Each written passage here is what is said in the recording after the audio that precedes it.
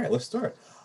Good morning, or should I say good afternoon, everyone. Thanks for joining DataCon LA 2020. Welcome to the Data for Good track. And soon we'll be listening to Using Data to Track Social Change session with Jessica Medrano. I'm Courtney Fowler, your host, and our co-host today is Ed Choi. We'll be moderating the chat and a Q&A for you during this session. Today, again, our guest is Jessica Medrano, and her topic is Using Data to Track Social Change. A quick bio on Jessica. Jessica is currently the communications consultant and project manager at Latino Donor Collaborative. She is using data-driven strategies to empower underserved communities and accelerate human capital formation. With a commitment to primary sources and justice have enabled her to rise quickly in law and research. She began her career at Fragomen and top immigration law firm in the country and went on to play a crucial role in launching a boutique entertainment law firm. She has helped hundreds of creatives, entrepreneurs, and tech professionals pursue their American dream. Jessica is currently a communications consultant and project manager for the Latino Donor Collaborative, a think and do tank dedicated to sharing a fact-based narrative of Latinos. Jessica designed the methodology for the first comprehensive benchmark report on Latinos in mainstream media and is interested in harnessing the latest research tools to gain new insights on social issues and develop targeted solutions. She also serves an industry advisory board on the UCLA Masters of Applied Statistics program. Without further ado, I'll hand this over to our speaker. Again, thanks for being here, Jessica Medrano. Hi, everyone. Let me get my slides up.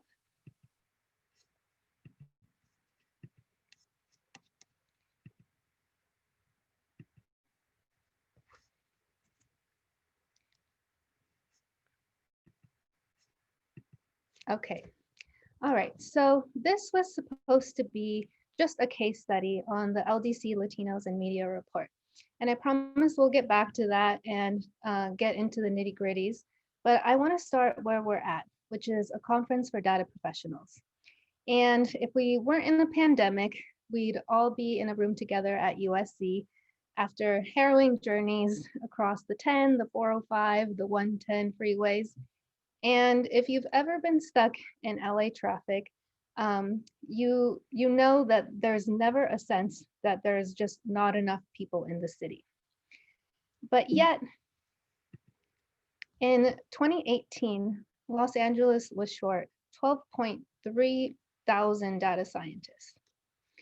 And apparently, you guys are a hot commodity. And this makes sense given the recent data explosion where every company is trying to leverage data to increase profit. And it's even more important now as the pandemic has forced everyone to develop a digital business strategy. So something's not adding up. We have a demand, and it also happens to be the best job in America, according to Forbes. Yet there's not enough supply. And so I'll get back to that. But first, I want to touch on something else about this conference. So I noticed that although Los Angeles is almost half Latino, less than 5% of the speakers at this conference are Latino. And the sad reality is that this is probably not too far off from what the data science workforce looks like. And I imagine that this must be incredibly frustrating for recruiters when almost half of the people around you aren't really in your candidate of talent. But what if it was different? What if you can have people like this, a few LDC partners that are enriching the field? We have Dr. David Hayes Bautista, who in addition to being a distinguished professor of medicine at UCLA, is also the author of our annual flagship report, the LDC Us Latino Gdp Report. And then we have our board member, Guillermo Diaz, who is the CEO of CloudSpot, which is at the forefront of AI and machine learning innovation. He also recently served as the CIO of tech titan Cisco. And last but not least, we have our esteemed LDC intern, Francisco Avalos, who in addition to a full-time job, he also volunteers as a data angel at the city of LA and is pursuing a Master's of Applied Statistics degree at UCLA. So what if you could have rock stars like this applying for your jobs and helping you fill the gap. Why don't you have more Latinos applying to these kinds of jobs or getting hired for these jobs? Well, there's many things that we can look into. We can talk about parental level of education. We can talk about the digital divide or the amount of STEM degrees pursued. But I want to talk about something a little bit more elusive. I want to talk about dreams. Like, what do you want to be when you grow up kind of dreams? Because I know anecdotally that what your set of belief system can often be a bigger determinant of your success than environmental factors. And who is a bigger influence, or who does it better than Hollywood, your next door neighbor? But Hollywood has no fiduciary duty to elevate the dreams of diverse children to occupations that they can strive for. And that's where the Latino Donor Collaborative comes in. Our board members found a way to target this issue, but through a lens that studio and network heads care about. And so we do know that these people have an obligation to their stakeholders to capture audiences in this extremely saturated market. And what we find is that there's having trouble understanding how their audience has evolved over the past few decades. If we see on this chart to the left, in 1990, the Latino population was only 9% of the total population, but we're now double that size. And more importantly, if you look at our youngest generation, you see how the Latino cohort is gonna influence the American culture more and more. We have more than 1 in 4 children in school right now that are Latino. And if this doesn't convince the studios and networks, well, then we'll give you the business case. And these first 3 talking points come from the 2020 Us Latino Gdp Report. And I highly recommend that you read that. There's a link below. And what this report does is help the whole country understand what an important aspect of the economy that the Latino cohort represents. If we were to take the Latino cohort out of the entire economy, they would contribute $2.6 trillion per year. And out of the biggest developed countries, the Latino GDP is the one that's growing the fastest. And not to mention, our real consumption has grown 133% faster than the non-Latino consumption. So these numbers are the business case that is basically money being left on the table.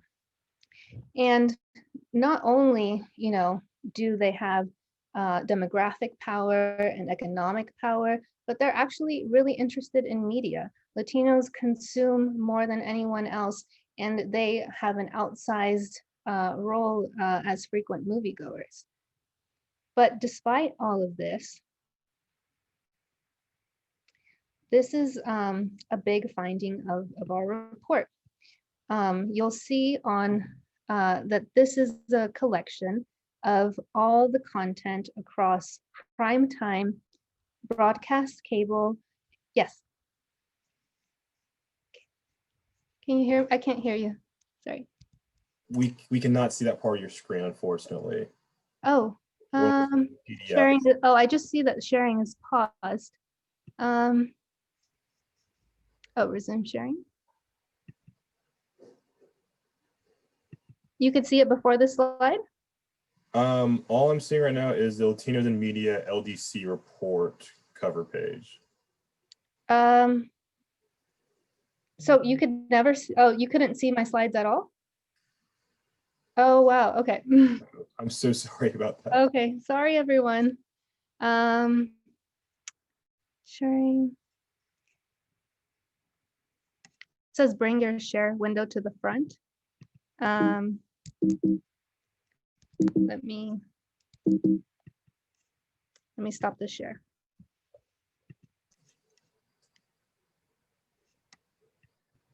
Okay.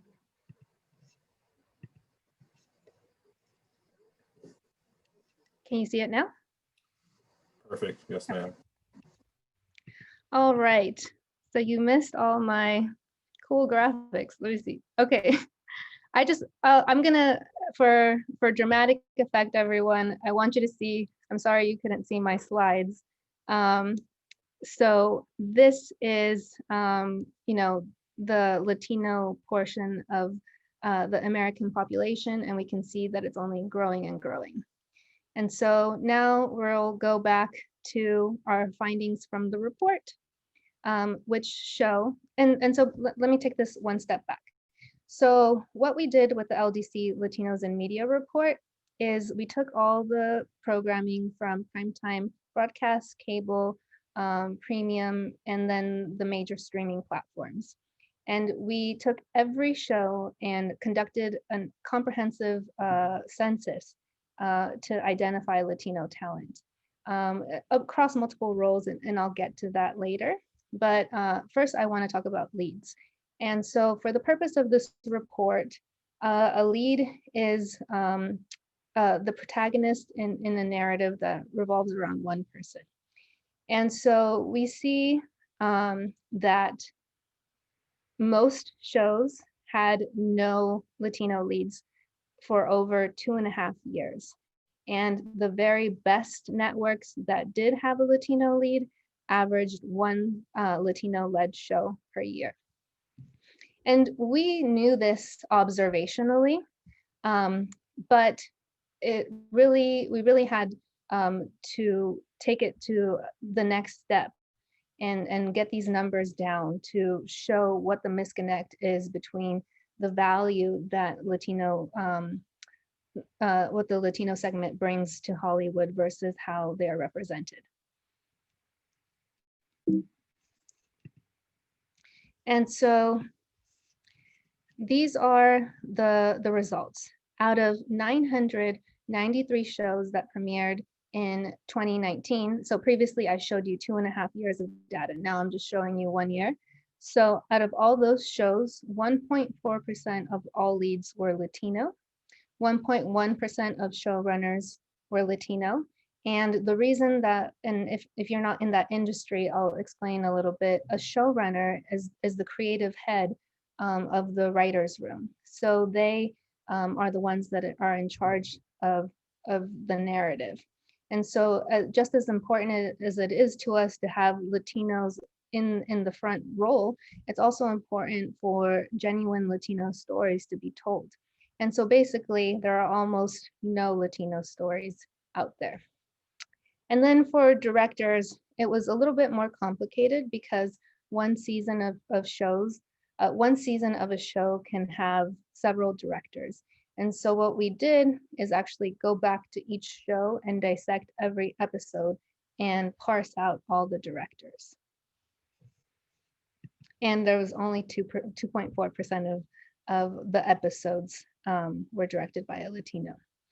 And so when I first heard about this study from my boss, I was really, I just immediately fell in love with how they could present, a business case to a group and actually provide genuine benefits and also do something that is much needed for the Latino community. And that's the part that really drove it home for me. And and of course, it makes sense that this is coming from the Latino Donor Collaborative. If you guys haven't heard of them before, they're actually, the collection of the biggest Latino corporate leaders, entrepreneurs, philanthropists in the country. And they work to reframe the narrative of Latinos with facts and research. And I'll tell you why that was so important for me in just a bit. For those of you who don't know me, I come from a low-income first-generation family, and I grew up in a poor neighborhood where I had no examples of upward mobility. The only thing that I had to look up to was what I saw on TV. And for a girl with my background in socioeconomic status, I was reinforced that the only way that I could get out was with the affection of a successful man. And that was a limiting belief that really stunted my growth early on.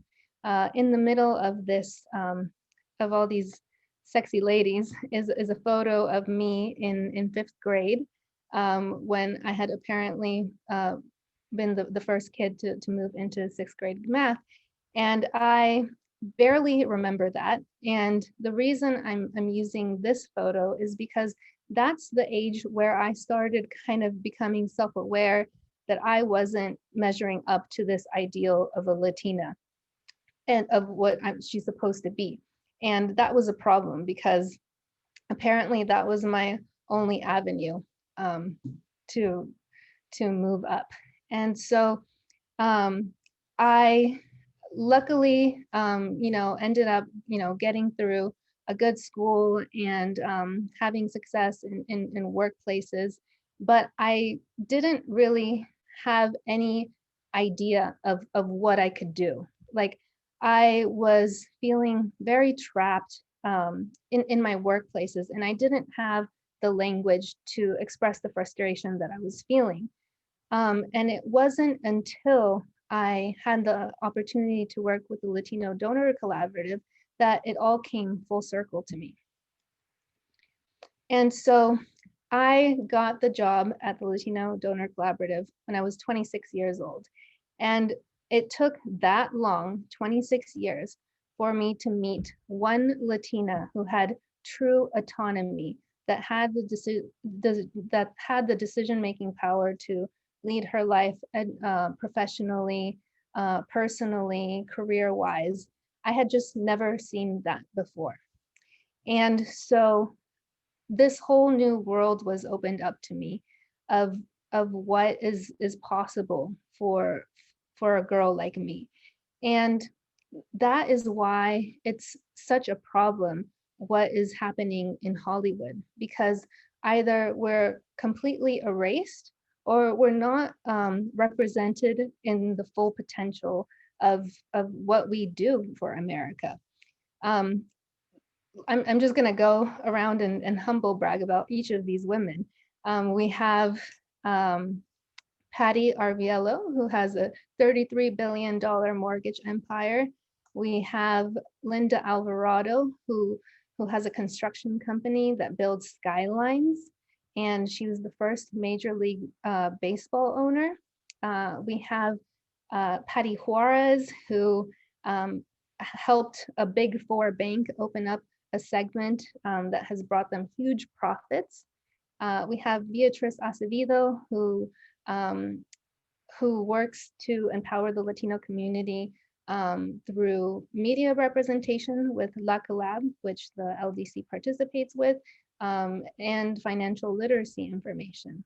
And so these are all examples that I went 26 years of my life without even knowing that it existed.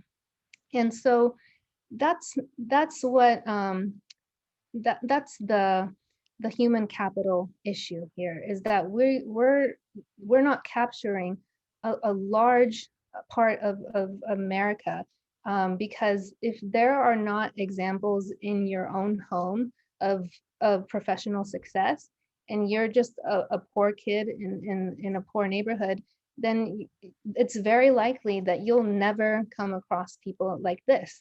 And I feel very lucky to have been exposed to these role models and think it's my duty to share the impact that can be made on a life when people do have positive role models. And so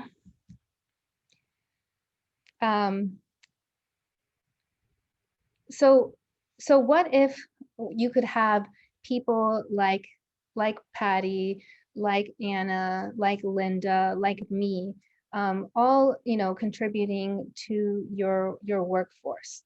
What if you could have a bigger selection of talent, and what would that look like? So the reality of today is that these are the countries with the greatest opportunities for data scientists. We have the US, United Kingdom, Canada, Europe, China, India. But we're really at a tipping point with the uncertainty of high-skilled immigration. I'm sure that's a pressing issue on a lot of companies. And if we want to stay at the top of innovation, of competitiveness, then we have to find a way for supply to meet the demand. And again, bringing it back full circle to human capital formation. That is the solution. And if you invest on the Latino cohort, they will deliver. And so what can you do about this? Number one is to get Latino talent in the room. And this is, again, not just a social cause. This is something that's good for your bottom line. Not only because of the things that I mentioned previously, but also because it's a fact that innovation is greater when a diverse group of people are working to solve a problem. I know that a huge issue right now is how to remove biases from algorithms. Well, here's a really easy solution. Get more people in the room working on the algorithm. It's the same thing that we tell advertisers. I'm sure we've all seen a cringy commercial on TV where you think, well, obviously, there was just not one diverse person in that room to tell them that that was probably a bad idea. So having people with different lenses protects you.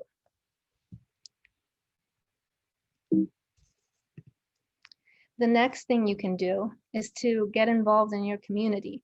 And if you live in Los Angeles, that means that you're living among Latinos. It's so crazy, this city of how everything is right next to each other. I'll tell you a little story. For example, we work with a teacher in Santa Monica, and she tells us the story is about her students who still don't have computers to get onto class, that hide under their beds to get on Zoom because they're embarrassed for people to see their surroundings. The digital gap is huge, and this is in a city of Santa Monica where I can't think of a higher class zip code that this is happening in those schools in that city. And so look around you and see what's going on in the public schools near you, and get involved. We also have a one-pager at the bottom of my presentation where you can see a few local nonprofits that are working to connect diverse students into STEM careers. And the last point is to put your Latino talent, if you have them, in the spotlight so kids can see themselves in your workforce. When you have someone from a diverse background on your team, it's very likely that they might be the first person in their family who are getting into this space. And it's very important to maximize that exposure. And one simple way to start is to have your Latino talent sharing more at DataCon next year. And so with that, that is my presentation. And I hope that I have piqued your curiosity about engaging with the Latino community. Thank you. Thank you for that, Jessica. Appreciate going through that presentation. Sorry that we didn't get your slides up sooner than later. Oh, no worries. Let's see if there's any questions in the session chat. All right, Ed, do you have any questions that we fielded during the session that you can? Yeah, I got one question here. It says, has Latino representation in media been growing or diminishing more? It has been growing. There was, thank you for whoever asked that question. It has been growing. We've captured winter and summer of 2020. And off the top of my head, I think that we have already passed 2018 total in 2020. So there has definitely been some increases, including a show with a scientist Latina lead, the Something Magical World of Ashley Garcia. So it has been improving. Okay, we got one more question from Harold Huggins. It says, Jessica, how can we contact you? My LinkedIn is at the bottom of this speech, and my email address is Jessica, M like Mary, at latinocollaborative.org.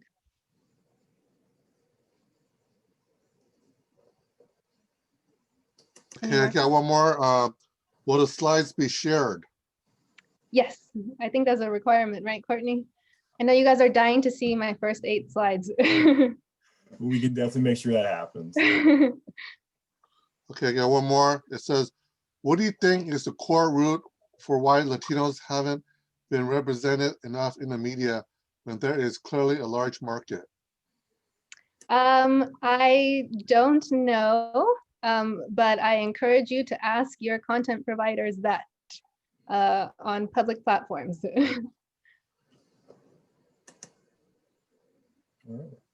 Okay, I think that's all the questions on the app. Okay. Well, thank you so much for joining me. It's been a privilege to, engage with this community, and yeah, feel free to reach out with any additional questions at the contact info below. Absolutely. And Jessica, definitely appreciate your time. And I think all the attendees who have been joining this, one of my last sessions today, we appreciate your presentation. Again, appreciate all the attendees for your time and attention during this session, and your questions and engagement. It's been very valuable to ensuring that DataCon LA 2020 is successful. If you have any future questions, please reach out to Jessica for any additional information to research this topic. Please provide your comment and feedback on to our organizers regarding our presentations, our sessions today. Join us on a community board or start a discussion there to connect with others in the DataCon LA 2020 community. Again, thank you for joining today's presentation, and I hope you can gain some insights from this session. Have a wonderful day, and thank you for being part of this year's DataCon LA 2020. All right. Thank you. Bye. Fun day. Thanks, Jessica.